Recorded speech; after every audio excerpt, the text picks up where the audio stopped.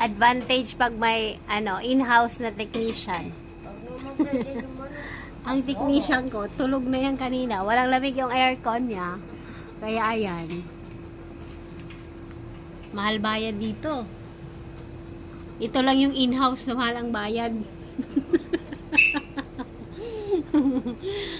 Sandamukal na yaw-yaw pa bago lagyan ng preyon yung aircon niyang napakainit na. Yan lang yung in-house technician na kailangan dakdakan bago kumilos. Bago gawin yung aircon niya.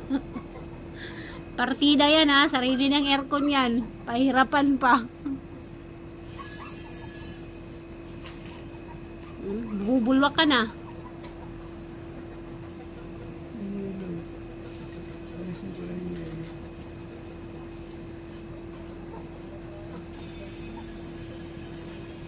Patingin na din. Okay na? Mawala yung Saan ba yellow? yung puti. Nagyayelo na kasi kaya kailangan na niyang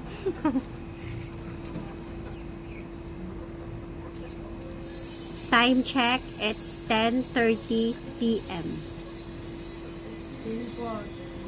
10:40 na.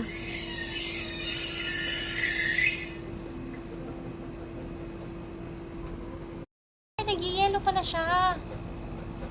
Okay. Ang tingin ko kanina, balot. Ay, naku, bulag. Nagyayelo pala siya. Oo nga, nung na siya, na kargahan na, wala yung yelo. Natunaw. Pero kung umuulan ngayon, hindi niya talaga kakargahan yan kasi malamig ang panahon eh. Pero dahil walang ulan, pilitan ka ngayon.